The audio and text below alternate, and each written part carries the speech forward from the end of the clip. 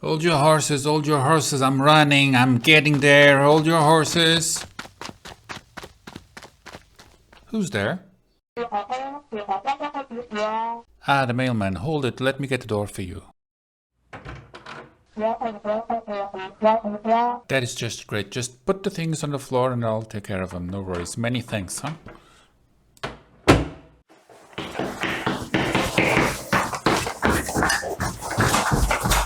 Ta-da! It has arrived. Ah, they have arrived. Yes. Smell test, smelling test. This smells like Thai food. This smells of greasy hands of a postal worker.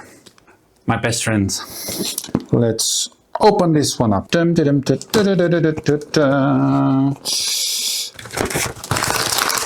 blah, blah, blah.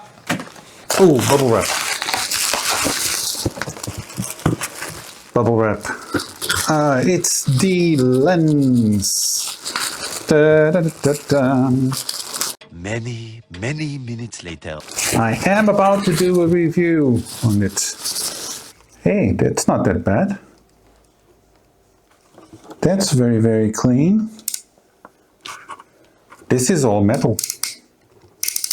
Somewhat stiff, but I guess that through the use. This is very clean.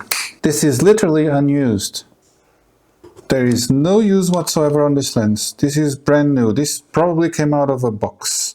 A Nikon box, I mean. There is no mark whatsoever on this lens. I am surprised. This is brand new. This is literally brand new. Even the filter.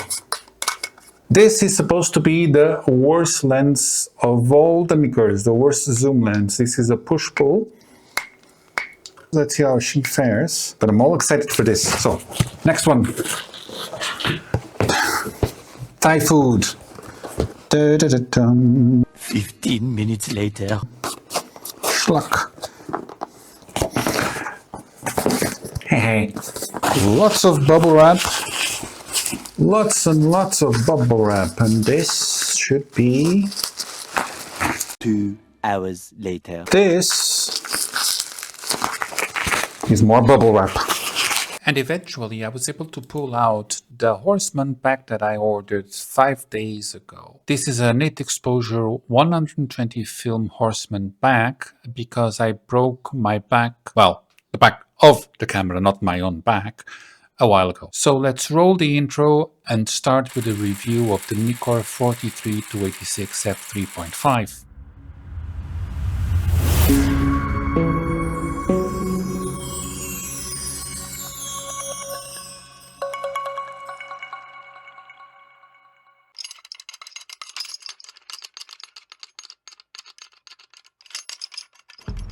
So the very first thing I've said to do is to divide this video into several blocks and to record the images after finishing the block and not at the end. Because normally what the person do is they do all the video recording and then in the end they make the montage of the video.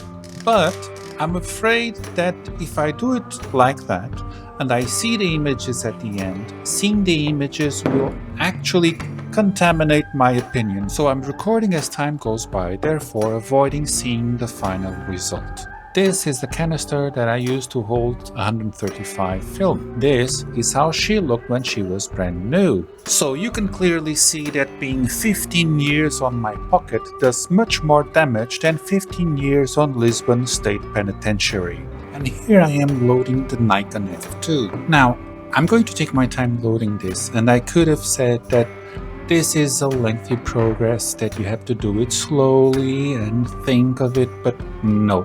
I'm just like this. I'm clumsy. I was born clumsy. I am clumsy, and I will most likely die clumsy. I am in fact so clumsy that I might end up dying setting up my tripod on my large format camera by tripping and irreversibly fall from a huge cliff. But getting back to load the film on my Nikon F2, it's 1, 2, 3, and there it goes. I'm all set to go.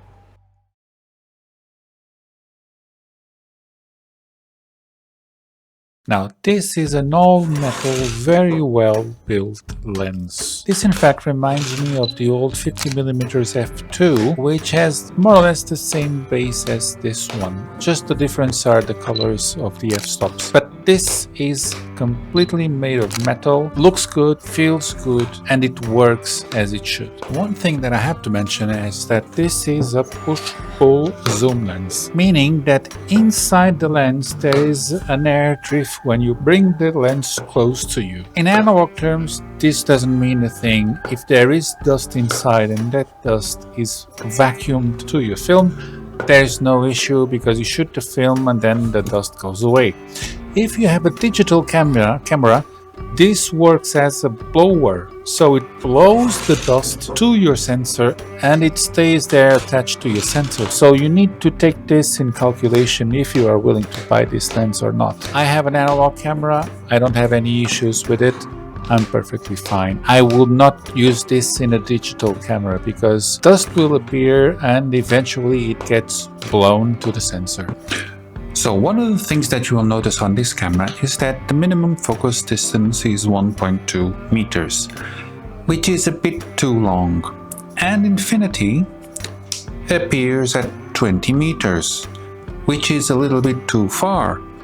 I'm normally used to have the minimum focusing distance at half a meter, 1.4, and infinity at 10 meters. For me, this is easier to use rather than 1.2, which is well far, and 20 meters. Another thing that I'm going to do is I'm going to focus in a very different way, trying to minimize the softness of the lens. What I'm going to do is I'm going to zoom in, I'm going to focus, and then I'm going to zoom out until I feel that the composition is just there.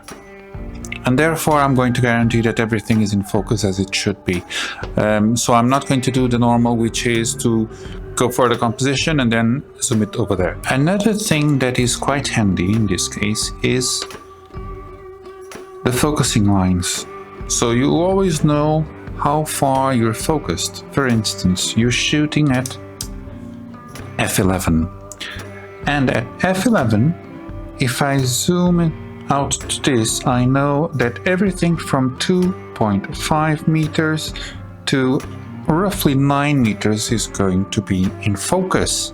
Another thing on my lens is that this is one of the later models, and I have the normal rabbit ears that you see it over here, which is the standard that was in the 60s that would permit myself to focus with the photomic meters. And this is also AI-ed, meaning that she will work with the Nikon F2, she will work with the Nikon F1, and she will work with the Nikon F3, F4, F5, and F6 because she has the AI thingy over here. You will also notice that my Nikon F2 does not look like a normal Nikon F2 because it does not have normal photomic meter.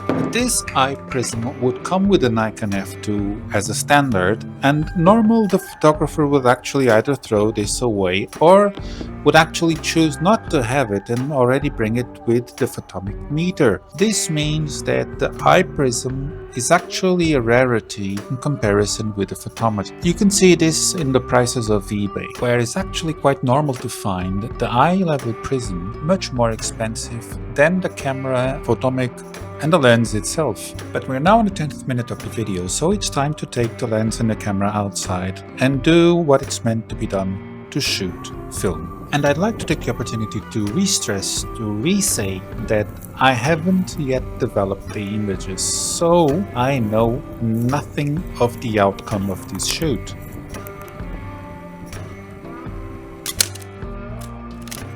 Hold on, stop the music. Isn't this supposed to be unsharp, uncontrasty, and full of vignette? This is not what I see. Hey, that's actually a good image, is it? Couldn't I just be mistaken? This is the 43 to 86 that everybody says bad things about it, right? I mean, there are lenses from those days that actually do perform much worse than this one does.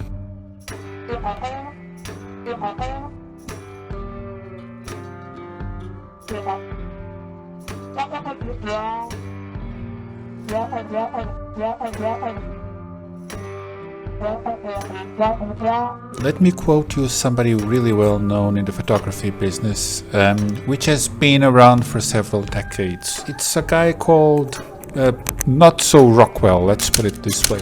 The Nikon, well, he says Nikon, not Nikkor, so I'm assuming that he knows what it does. The Nikon 4386 is the worst lens Nikon have ever made. It's worse than the worst, because not only it's terrible by itself, it was so awful that it has tainted the reputation of all the other zoom lenses to this day. These are his own words, not mine. But anyway, can you spot any vignetting on the f3.5? You can, can't you? And on this next photo, I'm going to focus on the nun, on the top line of the nun, and you're going to see that she's satisfactory to good sharpness levels. It's not as bad as people do say so. I mean, it's not stellar sharpening, but it's fairly good enough for a 1960s, 1970s lens.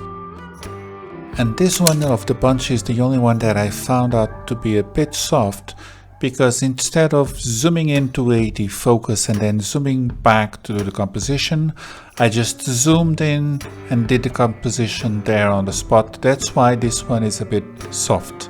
I should have gone to the 80mm focus and then back to the position where I wanted. So actually this is my own fault, my bad. And these last shots was just me goofing around with the camera. This is not a macro lens and therefore will always underperform doing macro shots, of course, but this I knew it already in advance. So is this a good lens? Is this one of the best lenses? No, it isn't. There are several aspects which could be a bit better than this, and there are certain better and much more expensive alternatives than this one. Mine, I need to remind you that I paid 11 euros for this. With shipping it was around 30 euros, I think 35 euros, which is a fairly good deal for what it is. This is a good lens. This will suit you very, very well. So if you find a deal like I did, don't hesitate. Go for it. Don't forget, you zoom in, you focus, and then you zoom out to the composition that you want to. This is the very best way to deal with this lens, and you will get really good results with it. It will not let you down. So this being said, this ends the review, my honest review on this lens. I'll see you on the next episode, and as we say in Portuguese, até à próxima.